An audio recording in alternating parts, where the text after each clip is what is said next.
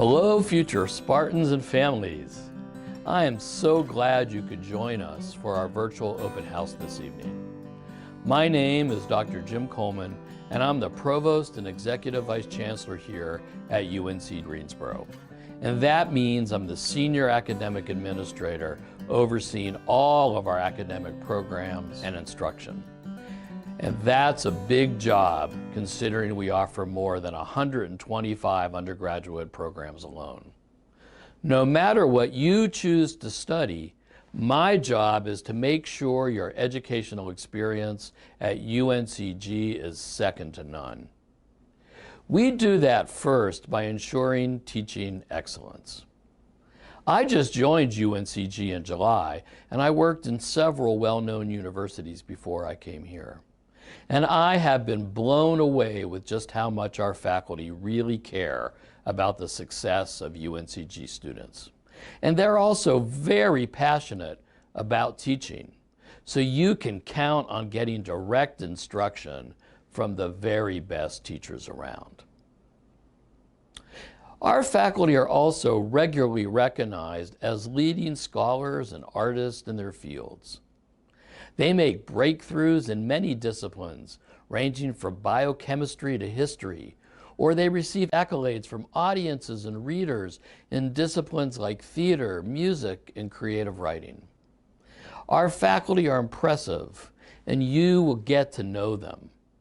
For example, as a UNCG student, you will have the opportunity to learn about biology from a NASA-funded scientist who has experiments out in space, or study musical theater under a successful Broadway composer. UNCG also excels beyond the classroom.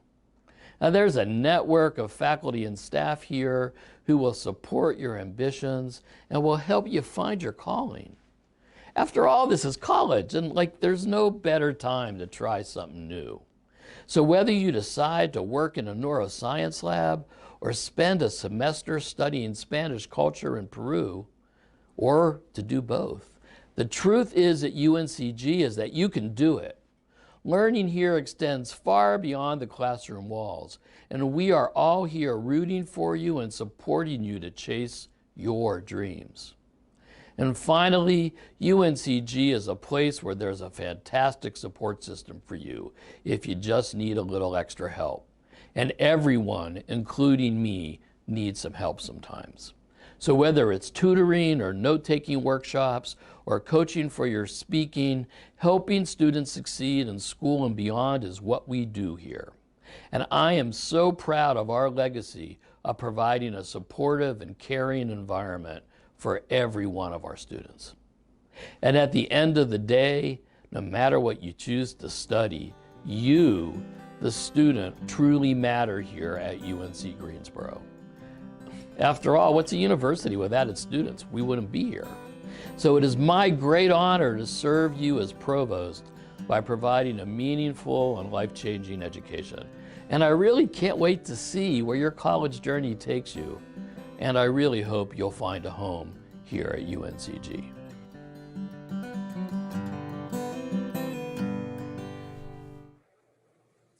Hi everyone, my name is Whitney Belk and I am one of the Assistant Directors of Admission in the Office of Undergraduate Admissions at UNC Greensboro. I'm so excited to be here with you this evening. Thank you so much for joining us as a part of our virtual open house series. Again, I'm excited to be your host this evening. I hope you will be able to learn more about the College of Arts and Sciences at UNC Greensboro. And to help you do that, we have a great panel here with us. Again, we want you to know a little bit more about the opportunities available at UNC Greensboro.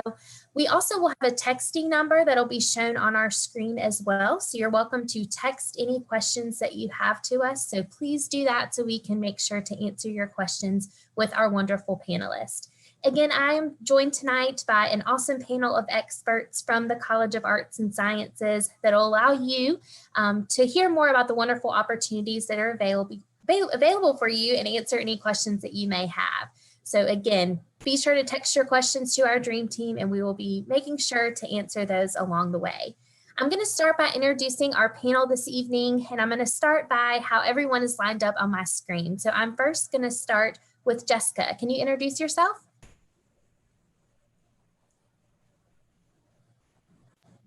Hello, everybody. My name is Jessica Golden. I am a senior at UNCG, and I'm a women's gender and sexuality studies major. Thank you so much, Jessica. Chris? Hi, everyone. My name is Chris Jordan. I'm a UNCG alum. I got both my undergrad and graduate degree from UNC Greensboro, and I currently work here as an advisor in the College of Arts and Sciences. Thank you, Chris. Jennifer? Hello, my name is Jennifer. I am a junior here at UNCG and a new transfer, and I am a history major. Awesome. Thank you so much. Dr. Campo, could you please introduce yourself? Hello, everybody. My name is Roberto Campo. I'm head of the Department of Languages, Literatures, and Cultures. Despite my Spanish name, I actually am a professor of French here. Thank you. Dr. Hain? Thank you, Whitney. Hi, everybody. My name is Dr. Hain. As Whitney just said, I'm a Roman archaeologist, and I am the head of the Department of Classical Studies here at UNCG. Thank you so much. Jeff? Hello, everyone. I'm Jeff Jones. I'm in the history department. I teach Russian, Soviet, and contemporary world history. All right, Kalia? Hello, everyone. I'm a UNCG alum, graduating from the AADS department, and I'm currently working here at UNCG as a program coordinator for AADS as well. Awesome. Thanks, Kalia. And last but not least, Dana. Oh, I think you're on mute. Hi, I'm Dr. Dana Turon. I'm Associate Dean in the College of Arts and Sciences, and I'm a professor in the Department of Psychology. Awesome. Thank y'all so much for introducing yourselves. I'm so excited all of y'all are here for our prospective students. And we first want to start off with an overview of the College of Arts and Sciences, and that will be done by Dr. Turon. Thanks so much, Whitney. And let me go ahead and share my screen to show you some information about the college. And the College of Arts and Sciences is a big and it's a broad and diverse college at UNCG. And our focuses are both on the teaching of students, of course, but also on the generation of knowledge, the discovery of new information, and sharing that new information with our students. And as I said, we have students and faculty in a large number of programs, including humanities, the arts, social and behavioral sciences, and the natural sciences. And our focuses are inclusion, representation, and diversity, as well as the conduct of cutting-edge scholarship and research.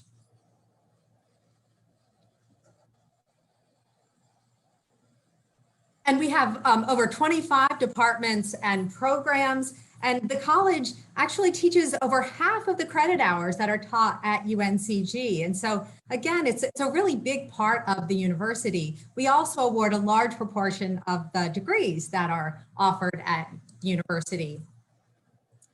And to show you the specific departments that we have and programs that we offer, they range from programs like American and African diaspora studies, anthropology and archaeology, natural sciences like biology, chemistry and biochemistry, mathematics, as well as programs like philosophy and classical studies.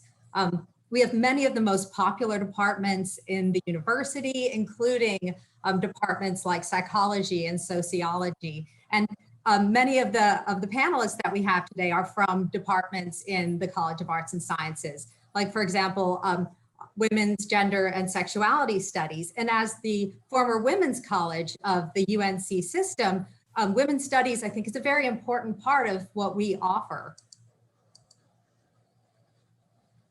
But again, we're also really interested in the generation of knowledge. And we do some very exciting research. You see here a picture of some of the beekeepers on campus who do research both on sort of social aspects of honeybee life, which are really important to preserving the bee population, as well as genetic work. And there's important scholarship and research being done across the departments and programs that I mentioned. Again, we have some really cutting edge researchers, a lot of research going on, up to $9.5 million in research grants last year from external awardees, and a large number of faculty, almost 400 full-time faculty teaching in the College of Arts and Sciences.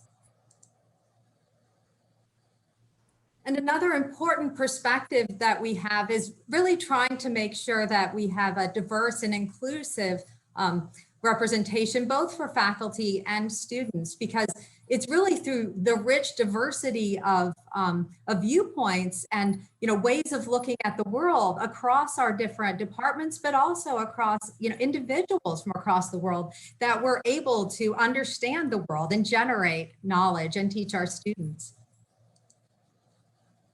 And there are a number of specific initiatives in the university that or in the college that we do to really try to foster and encourage the taking advantage of our different perspectives.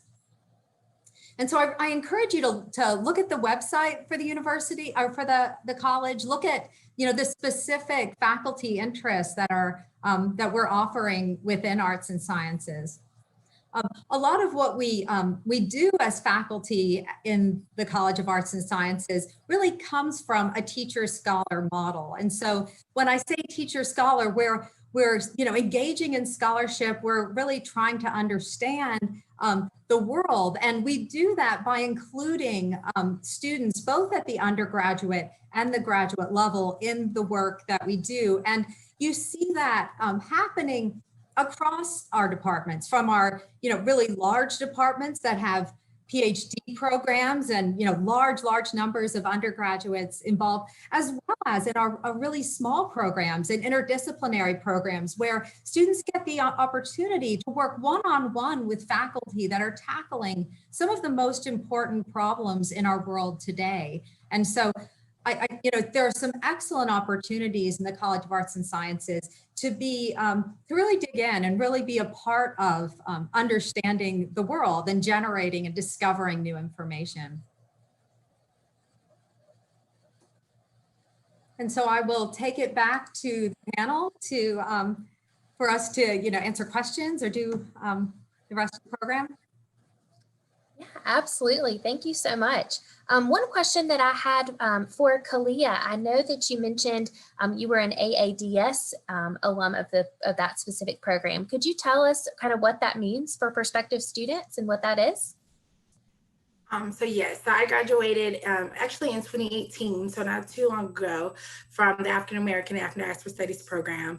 And what that meant for me was that I was able to come to UNCG, which is an amazing campus, and then find that little corner of the world called Curry, way off on the edge of the College Ave, and finally go a little place where there was a diverse faculty, there was inclusiveness, there was an intercurriculum program, which means that I could study the African American diaspora and study that history while also enjoying things like dance and art and psychology and sociology because of how the program is set up.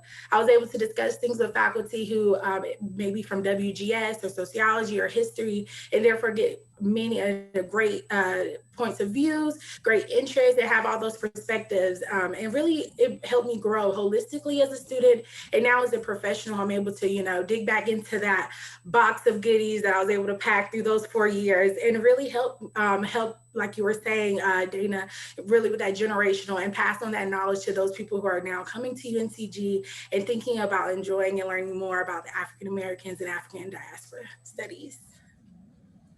Awesome. Thank you so much, Kalia, for that insight. I wanted to make sure our prospective students were aware about the different opportunities that are available kind of across the wide variety of different programs, which is great. I want to kind of open this up to anyone. I know that a large part of questions that we get is about undergraduate research. So I wanted to really, for any of the faculty members, is that something that you see many students are participating in throughout their experience? I can speak to that specifically. I think that I'm in the psychology department, which is a big department, and we have a lot of students that are involved in research. And the university at large, I think, supports undergraduate research in really remarkable ways. We have a very active Office of Undergraduate Research that provides funding, provides support in terms of helping students connect with faculty. And so I've had students, so I do research on learning and memory and how those change as people get older. And I almost always have, at least 5 or 6 undergraduates working in the lab with my grad students and postdocs. And they're, creating their own projects, collecting data, writing papers, going to conferences. And so there are, and I'm sure that I know that that's occurring across the college. Yeah, absolutely. Dr. Hain, is that something you want to touch on as well? Sure, I'd be happy to. We have archaeologists in the department who take students to Europe to conduct undergraduate research. So Dr. Joanne Murphy takes students to work on an archaeological dig on the island of Kea. That's one of our, fancier opportunities, but the faculty as a whole in classical studies all work with undergraduate researchers on their individual research topics, whether it be ancient color or linguistics or ancient dreams. There are lots of opportunities for students who are interested in studying the ancient Mediterranean in classical studies. Absolutely. Dr. Hain, I actually wanted to follow up with you. We had a question from a prospective student. One of our students wants to know a little bit specifically more about our unique archaeology program. How does that tie into our classical civilizations program? Okay, so UNCG actually has kind of a remarkable number of archaeologists on campus. And you can come to UNCG and major in the archaeology program, which was a program that was started in the 1980s by a classical archaeologist. And it brought together archaeologists from the history department, from the anthropology department, from the geography department, and from classical studies. And it allowed students to take courses in all these different departments and get a degree in archaeology. So that is one possibility at UNCG. You can also major in classical studies and choose the classical archaeology concentration and study specifically classical archaeology. The perk, if you're a classical archaeologist, is that you get to take Latin or ancient Greek. So that's an extra added bonus, but certainly plenty of opportunities to take archaeology. Wonderful. Thank you so much. Dr. Campo, I wanted to ask you, what different career opportunities exist within students who major in languages, literatures, and cultures? That's a great question. So, certainly when you are exploring other languages and other cultures, pretty much everything there is in the world today, which is so interconnected on so many levels and so diverse in so many ways, offers all kinds of opportunities. As far as students that are graduating from our particular program, that's majors, and we have 2 majors actually within LLC. They're moving on obviously into areas of education, but also translation and interpretation, telecommunications as well. Several have gone on to work in the government and foreign service areas. Law is also an area that many pursue for all kinds of interesting reasons. And of course, many of them go on to advanced degrees in all kinds of places. Most well known in this area, at least Duke University, UNC Chapel Hill, for example. Some have gone on to the University of Virginia, Georgetown, Vanderbilt, and so forth. So again, the sky's the limit essentially on what you can do with a degree from our department. Great, that's such great insight. We get that question a lot with prospective students having interest in that, but being unsure. So we appreciate that so much. We do have a question from a student who is asking about double majoring. They are actually specifically interested in physics and music performance, which I know that's not specifically under y'all's kind of college umbrella. But is that something that, Chris, I wanted to kind of direct that to you. Is that something as an advisor, is that something that's possible? Yeah, I mean, that's totally possible. I think with our university, we allow a lot of ways for students to expand their education if they want a double major. in music and something in the College of Arts and Sciences, there's plenty of opportunities to do that. And as an advisor, I mean, we love the opportunity to sit down with you and help you kind of plan the best way for you to make that work in your ideal time period, which for most will be your 4 years. So yeah, that's totally a possibility for students to be able to do that. And a lot of students do get that opportunity. Yeah. Great. That's wonderful. Thank you so much for that insight and helping us kind of see if that is a possibility. Again, we do get a lot of questions about that, having students in a variety of areas that they're interested in. Jessica, I have a quick question for you. I wanted to learn, what are some interesting courses that you have taken in your specific major of women's and genders and sexuality studies? Yeah, so one thing I really enjoy about the WGSS major is that we really get to cross dip into a lot of departments. So actually one of the most interesting classes I'm actually taking right now is through the classics department, and it's called Women in Antiquity with Dr. Muich, and it's a phenomenal class. And then another class that I'm really enjoying is in the English department, and it's feminist theory and women writers, and we're looking at a lot of post-colonial literature and feminist theory. And those are just a couple of the ones off the top of my head, but I know some classes I'm looking forward to taking next semester. It's queer theory and critical sexuality studies, and I think that's the great thing about the WGS program is we get to cross dip into so many other disciplines and learn how other disciplines examine issues that we're also examining at, if that makes sense. Oh, absolutely. Thank you so much for that insight. It's always neat to see the specific classes that students are getting to take as they're digging into their programs. That's really interesting. I wanted to ask Jeff, what kind of opportunities kind of out in the field are students doing that are majoring in history?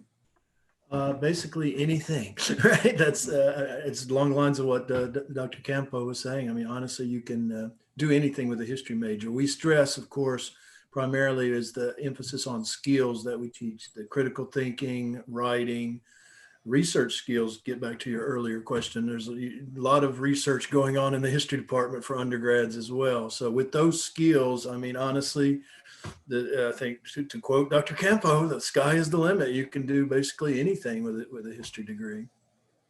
Absolutely. Well, that's very helpful. Thank you so much for sharing that. For Dr. Toren, I have a quick question for you as well. We often get questions about different scholarship opportunities specifically for College of Arts and Science students. So I wanted to see what opportunities may be available there.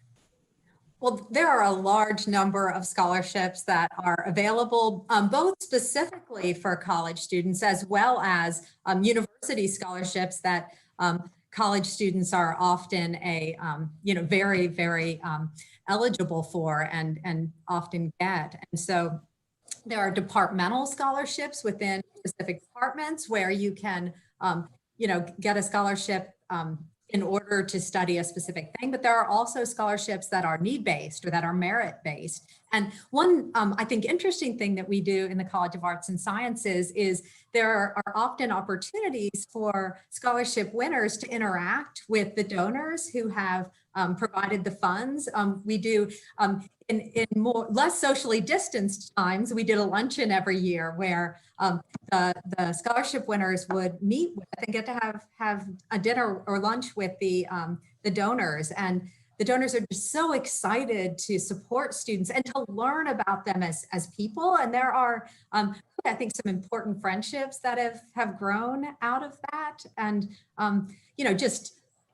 dozens and dozens of scholarships, both disciplinary as well as general. And so students should definitely look into those and should, really, make themselves aware of the scholarships that exist, both from a department perspective as well as more broadly. And sometimes they're for specific things. There are travel scholarships within some departments that can help students study abroad, for example.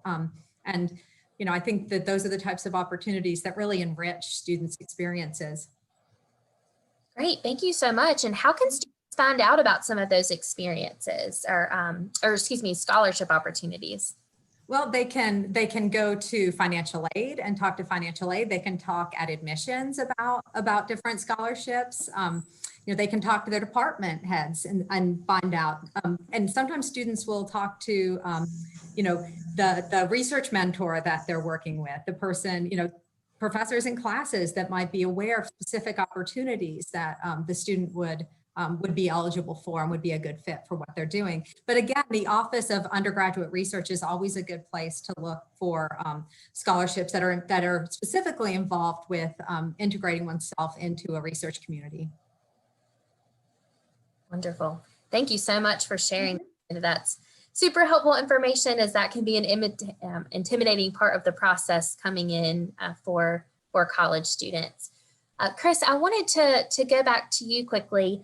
I know you're, again, one of the academic advisors, and I think there is just some of this fear of trying to kind of navigate that process and knowing which classes to take and how to kind of have this discovery.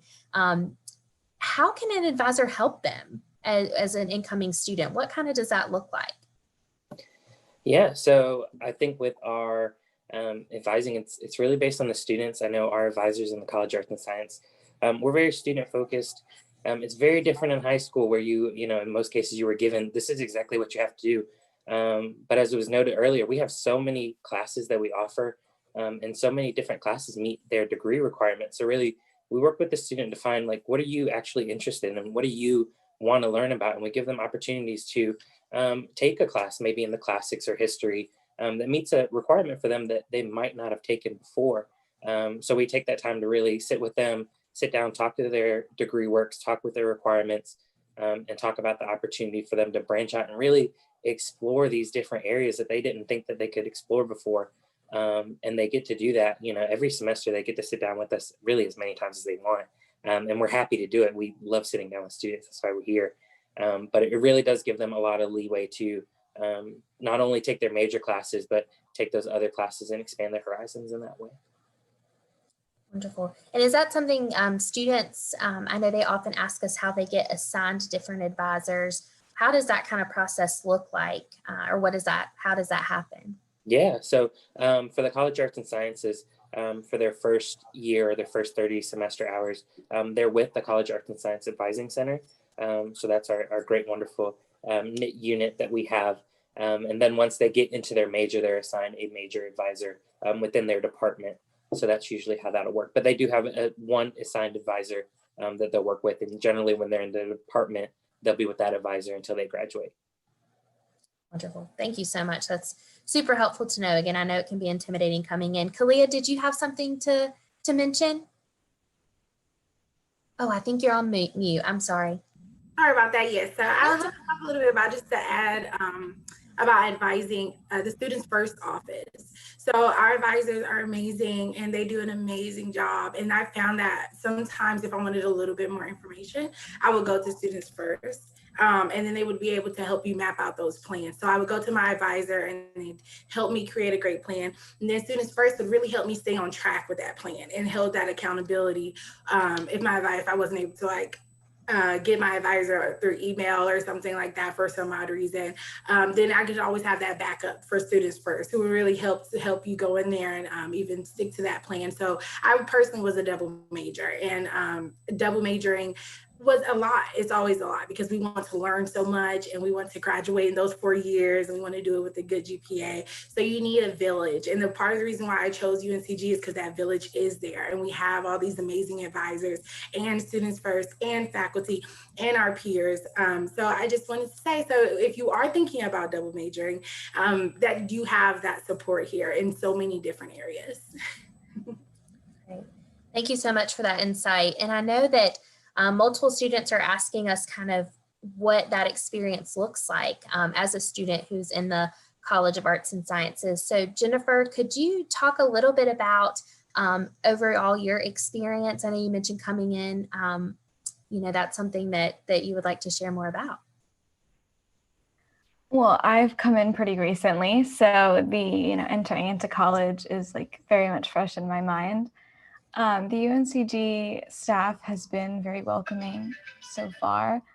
Please disregard any alarms going off in the background.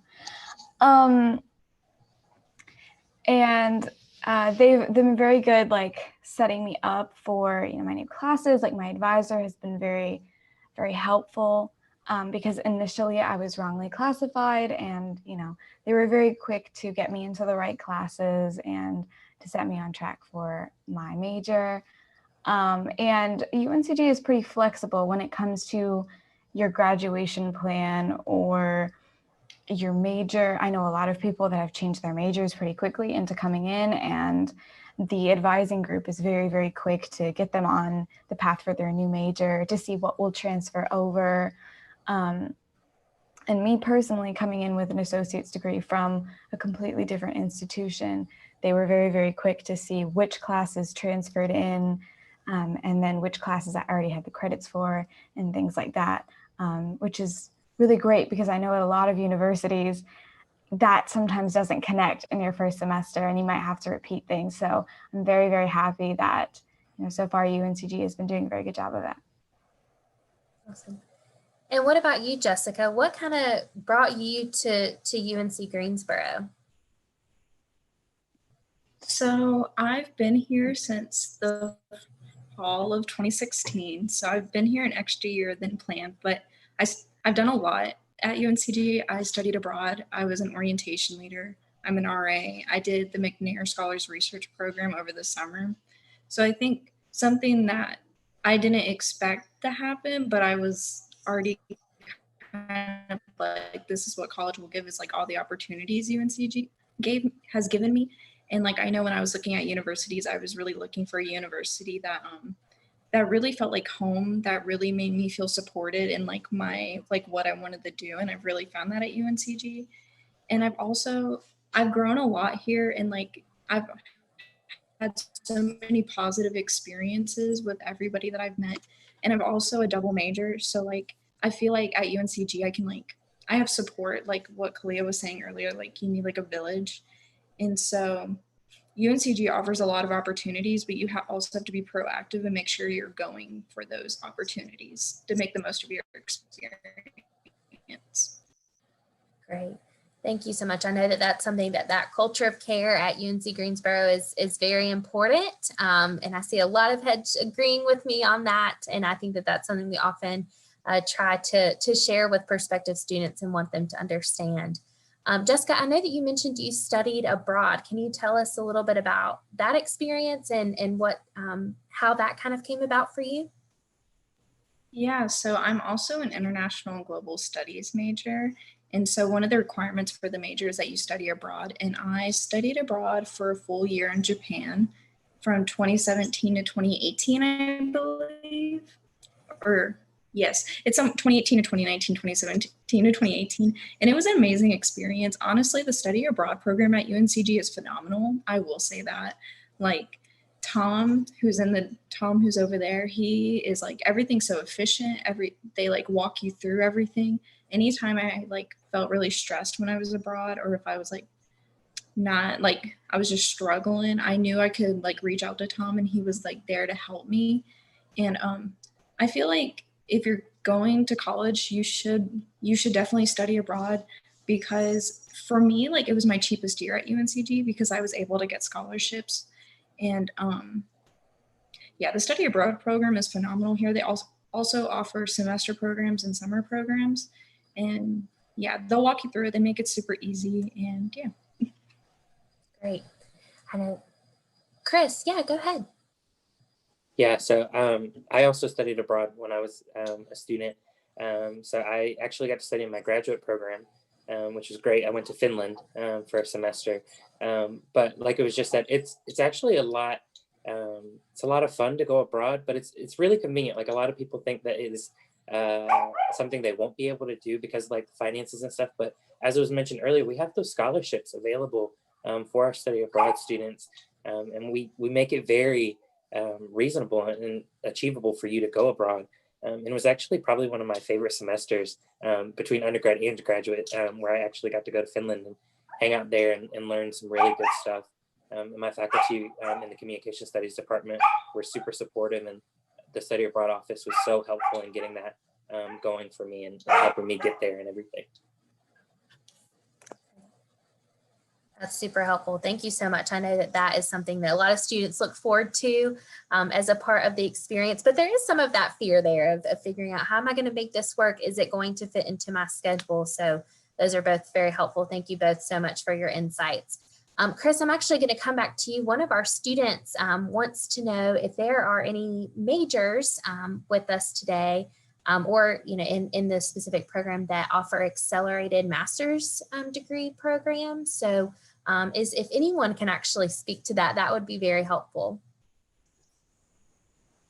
Dr. Campo?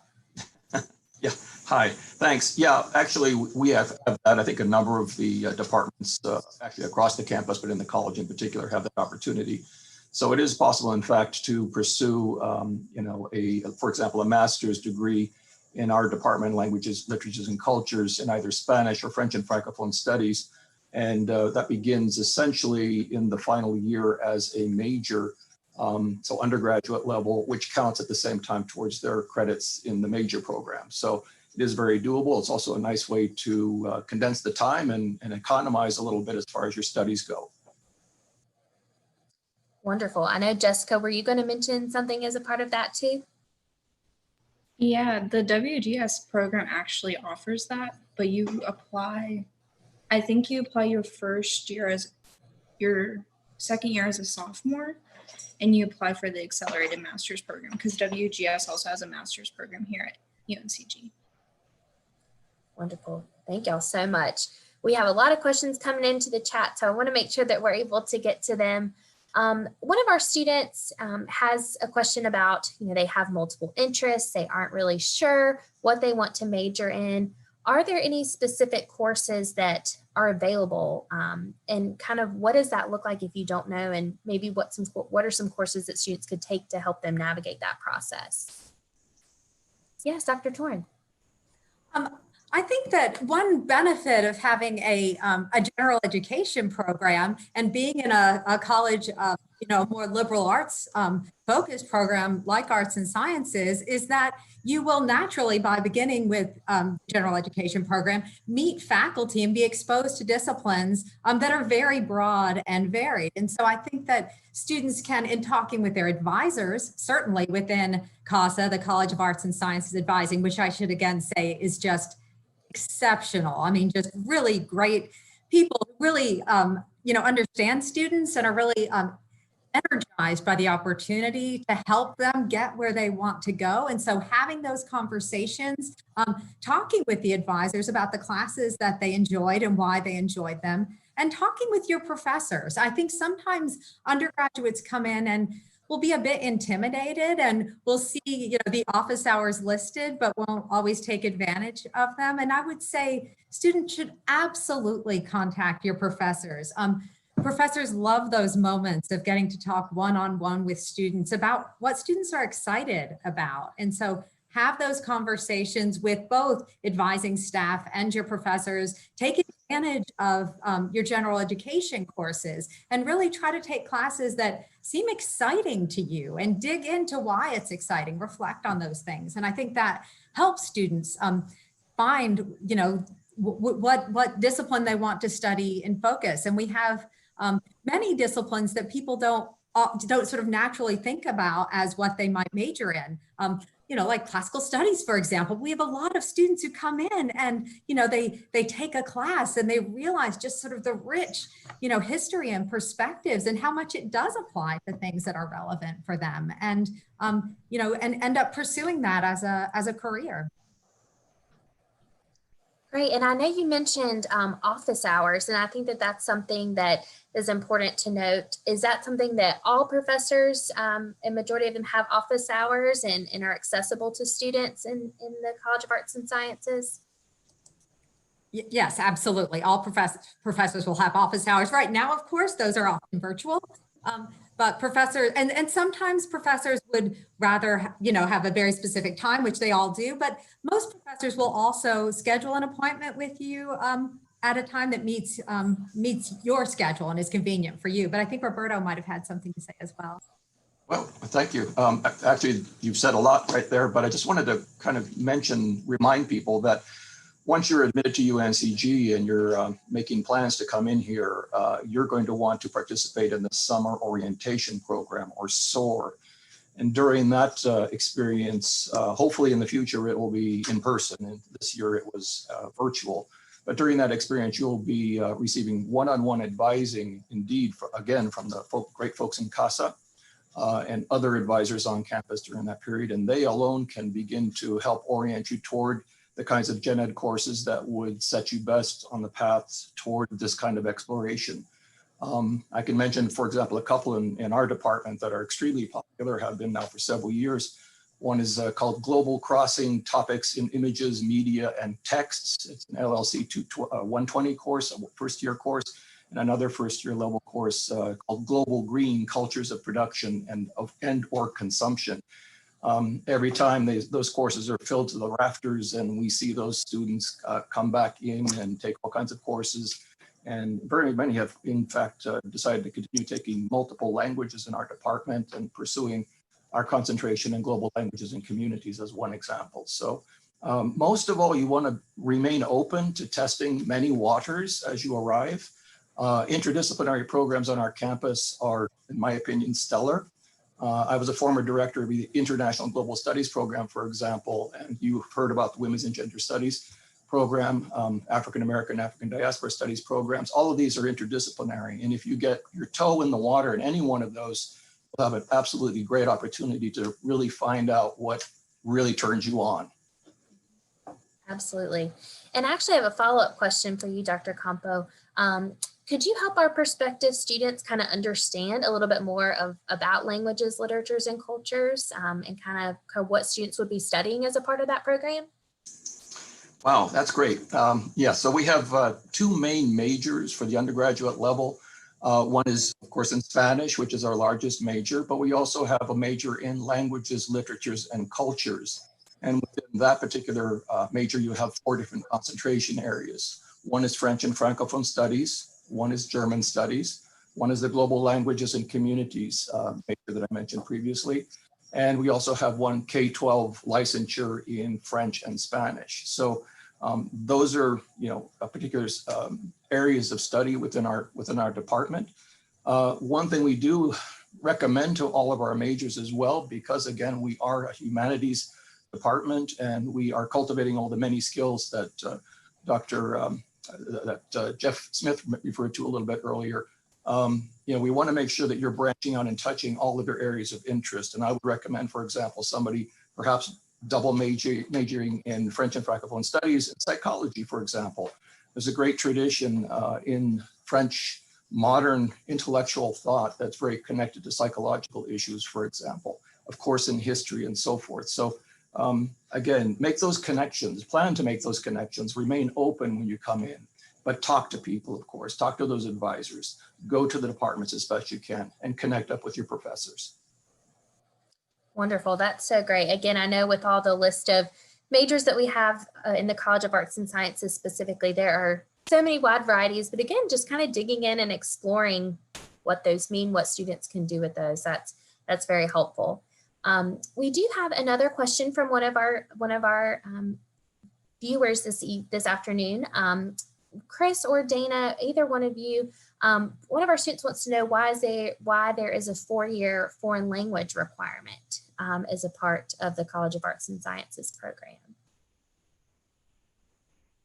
Is that something y'all know anything about? I can take that, or you can, Chris. I think the foreign language requirement is really important because it exposes students not just to learning a language, but to understanding culture. I can say I'm a bit biased on this because my children go to a language immersion school. But you gain a global perspective. I think one of the really critical things that you gain from a college education is exposure to different ideas and to different ways of thought. And learning a language is, really an avenue to reach those different modes of thought. So it's not about the words, and it's not about the grammar, it's about the context and the culture that you learn by learning a language. And so I think it's really part of that broad education that we're trying to provide. Of course, I mean, if there's anything that that Dr. Campo wants to add as a professor of French, I'd be glad to hear from him, and also Chris, of course. Yes, can I chime in or follow in on that one? First of all, I want to make it, just to clarify a little bit, it's not a 4-year requirement. That would be wonderful, we'd love that. However, it's actually a requirement to achieve what's called proficiency through the 2nd year level or intermediate level of a foreign language. So if you're starting, for example, in our Japanese program, Chinese program, Korean program, or whatever you may wish to start in, and really begin from the beginning, you would do a 101, 102, 203, 204. And you would be, of course, strongly encouraged to pursue or take those classes consecutively over a period of 2 years. You can also accelerate the studying process by taking courses during the summer with us. So there are ways to meet that requirement. And this is, by the way, part of the new communicating ideas and context general education program, or special education program within the College of Arts and Sciences to complete through that proficiency level. Right, and to follow up on that with Dr. You may know a little bit more about this. If a student speaks Spanish at home, do they have to take a foreign language, or is there a test that they can take to demonstrate proficiency in a language? Excellent question. So as part of the SOAR program that I mentioned earlier, students are likewise expected to take a placement test if they're especially have knowledge of some sort of study previously. French, German, Spanish, and Chinese are the ones we have the proficiency test for, the placement test for. Somebody who is a heritage speaker, we really would love to talk to you more. There is an admissions process, or during the admissions process, somebody from that office will be in touch with you probably about the possibilities for you as far as what you can study here at UNCG and how you could connect up with our department. We do have a heritage program for Spanish in particular here that allows students to come in, basically place in. There's an evaluation process by our coordinator of that heritage program. And at that point, you're probably going to start into the 300 level. There's a 302 introduction course for heritage speakers. Then there's a follow-up 310, and we have additional courses beyond that. But we want to make sure that everybody is successful coming in. You should well know that when we talk about heritage speakers, they're coming from all different areas. We have some folks that are very proficient in understanding the language, for example, myself being one of those, reading ability as well, but maybe not able to write it very well, maybe not able to speak it very well, or any combination thereof. So there are special skills that have to be developed along the way to make sure that they are successful in their language. It is possible, however, to place out of the language. It would involve a follow-up interview, which would take place, again, probably during SOAR with that coordinator that I mentioned. And so it is possible to move forward with whatever other studies if you have no interest in studying that language any further. And again, like I said, there are heritage speakers here, likewise, of many other languages in our program: French, German, Chinese, and Japanese, and so forth. So, yeah. Is so much helpful information there, Dr. Campo. I appreciate that so much. Chris and Kalia, I have a couple questions for you. As alums of UNC Greensboro and the College of Arts and Sciences, could you share how you felt prepared going into the working world, and how was that transition for you? We'll start with Kalia. Well, thank you, Whitney, for that question. So, like I said, I graduated in 2018. I double majored in political science, pre-law, and African American and African diaspora studies. And then right after graduating, I just kind of went home and just worked. And how I felt prepared is because when I graduated, it seemed like we were in a space culturally and as a nation that needed questions that majoring in things like political science and African American, African diaspora studies seems to just go ahead and give me my perspective so I could have an educated perspective. So when it came to being in the real world, so to speak, because UNCG is so amazing and we're all so nice and we are all so loving. So sometimes when you step outside of that UNCG campus, you can kind of feel like, okay, the real world is here. And you're prepared though, because you still know, for one, you're leaving a village that's always going to be there to reach back through your alumni associations. But also you've gained all of this knowledge, you know all of these things. So when you face these obstacles, you're prepared with like a bag of goodies that you can reach into, which is what I always kind of say, to kind of fight these obstacles and have this opinion and have these perspectives that are backed by facts and real life, work and things like that. So that's how I was prepared. Wonderful. That's super helpful. And again, we always want our students to be prepared academically, but also professionally and ready for the real world as well. Chris, what about you? Yeah, so I think it started with my general education classes. I think that there was so much critical thinking involved.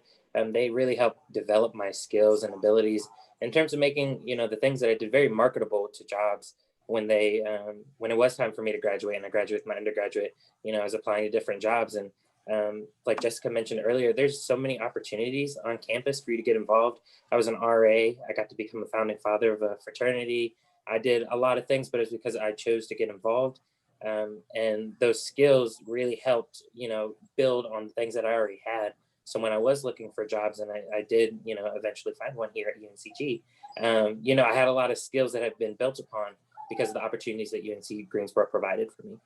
So I felt very prepared in going forward with that. Great. That's super insightful. Thank you so much for sharing about that. Whitney, can I add one thing? Also, yes, excellent career services office at UNCG, and they actually have specific information about where graduates ended up in terms of jobs and for specific majors. So if you're interested in a major, go to career services and they'll tell you, here's what people are doing now who graduated with that major. And so I think that information can be really helpful. And they also have just a ton of resources for students to get jobs while they're here, but also to direct them to job fairs and things like that after they graduate. Wonderful. Yes, that career and professional development office, that is definitely something that we want students to utilize throughout their time and throughout their UNC Greensboro experience, starting from the very beginning throughout, and then even as alumni coming back and utilizing them for their resources. That is a great point too. For our faculty on the call, what is one thing that you would like our prospective students to remember specifically about UNC Greensboro's College of Arts and Sciences?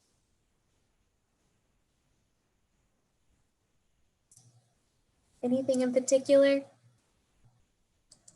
Well, I've been talking a lot, but I'll say, I think talk to us, come see us, come talk to us, have conversations with us, tell us what you're interested in, come to class, ask questions, take advantage of the time that you're here, really soak up the knowledge because there's so much knowledge and energy across this campus. And, just make yourself a part of it. Chris several panelists have made that point. And so I think connect.